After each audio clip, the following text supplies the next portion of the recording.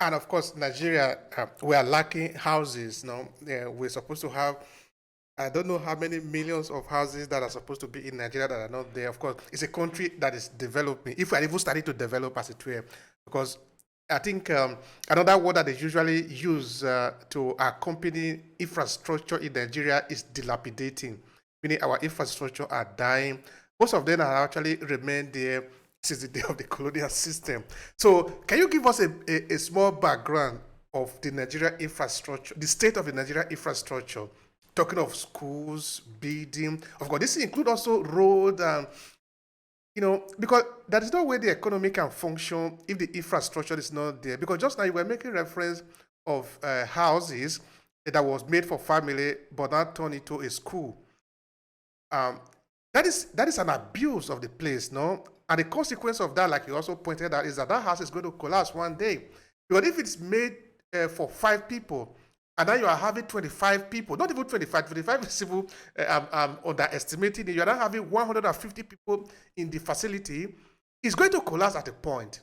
So, are we really lacking infrastructure in Nigeria in terms of maybe recreational places? Because why they choose to go to the house instead of a place that is conducive for them is maybe because those places that is conducive for them have not been made, have not been taken care of. So they use any place they want to do what they want to do.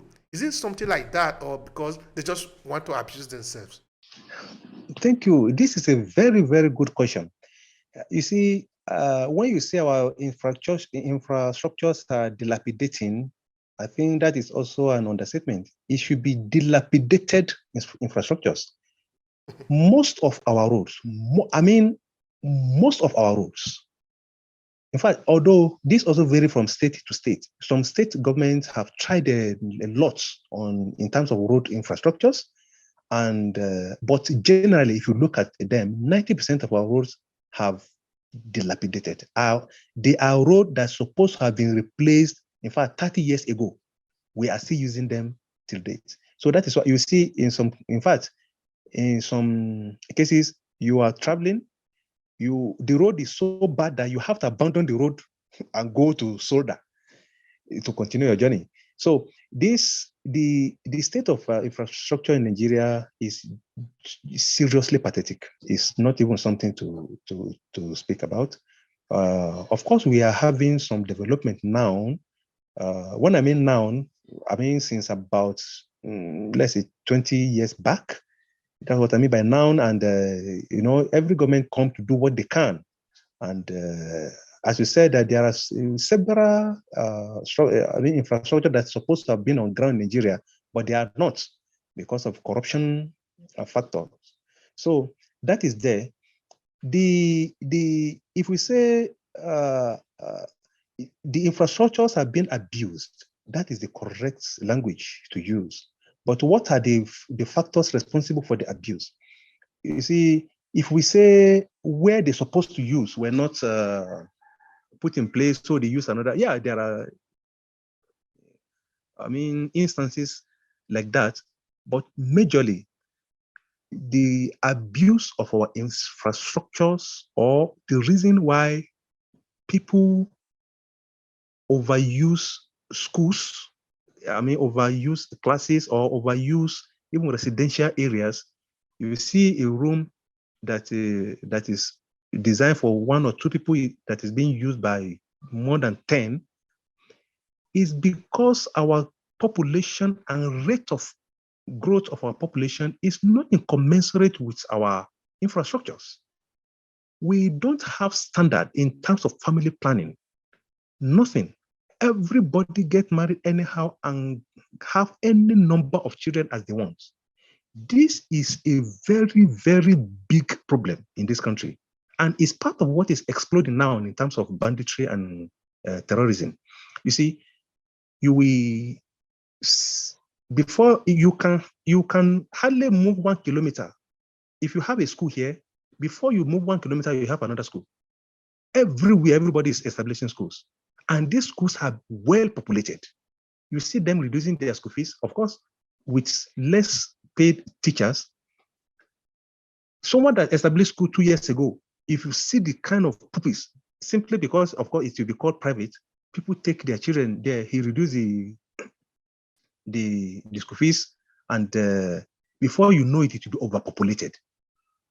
And of course, because of the reduced school fees, how do you expect him to have enough fund to build?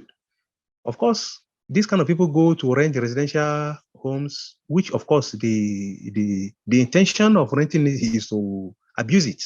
So this is the main factor that is causing the overstressing of our infrastructures. Even when you talk of road now, the kind of goods we need because of our population is so high that even the transporting machines, the lorries and so on, can only be overloaded in order to satisfy the need. I mean, the delivery frequency and quantity. So these are factors. If you look at most of these problems, they can be correctly tied to our population. Everything about Nigeria sometimes it causes you to feel bad when you are talking about it, no? So the only way to feel good is not to talk about it. But this is our country, no? It is our country. We must talk about it. That is something I've tried to avoid up to this point, which is the responsibility of the government. But at the point we cannot take that off. We cannot invite my mother now to build infrastructure for the state. It's never going to happen. She's not trained to do that. Now, before I was saying, making reference of some situation here in the West, say maybe in Switzerland or in some other part of Europe, maybe even in Germany, where there is a plan of how things are going to be. They look at a mountain. They know that from this village to the next village, they need to make a road connection. They cannot do it this year. They make a plan between now till 30 years time. They are going to do it, and they are going to do it. Those people are still politicians. They will still die one day. Yeah, other people will carry on with the project. They don't have two heads. They will die too, like our politicians. They want to go to heaven. I believe it. Our politicians also go to heaven. So the question is, if we look at Nigeria today, can we say, like, for example, like in other states, you made mention of something important, that the government really do have plan, but sometimes these plans are not communicated to the people. Okay, that plan that they have, is it only for them to win political positions, just to win election, or really to be implemented? Do we have plan of how the Nigerian road is supposed to set up?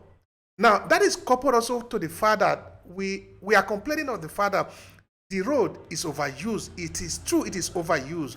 Because how do we transport things in Nigeria? In small country like Italy, Italy is 3 times smaller than Nigeria. The country is connected with train. You are moving from one state to another. There are still cars here. The question is very simple.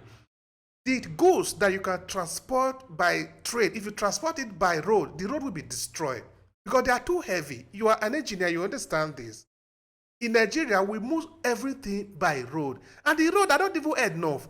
How can that road resist that pressure?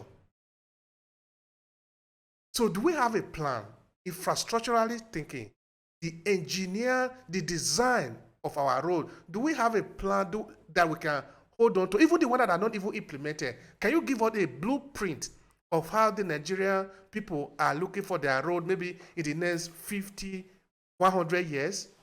Well, you see, you have made a very good observation in terms of several problems that sometimes it's even better not to talk about them.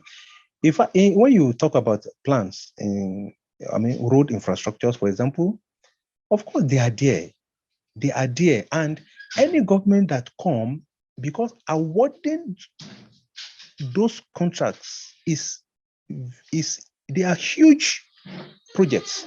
Almost every government that come want to change the plan. This one come, change the plan, modify it this way, award it to a very big, with a very big fund, a very, very big contract, and so on. The plans are there, and they kept changing them. But then of course they kept changing them. But if you want to officially use a plan, I'm telling you, the one they will give you will be from 1975. We just I was part of a design team for one NEWMA project. There's this NEWMA project that is being funded by the World Bank in Kano. So you will think when people talk to you in Nigeria, you will think everything is okay until you say, give us. You will discover that nothing on ground, nothing. So this is the condition. When you say, is there a plan? Yeah, there are plans, and the plans are being changed by every administration. And is it that they've not concluded them? No administration come except that they want to change the plan, and no administration come except that the plan is not changed. So this is the situation we are now.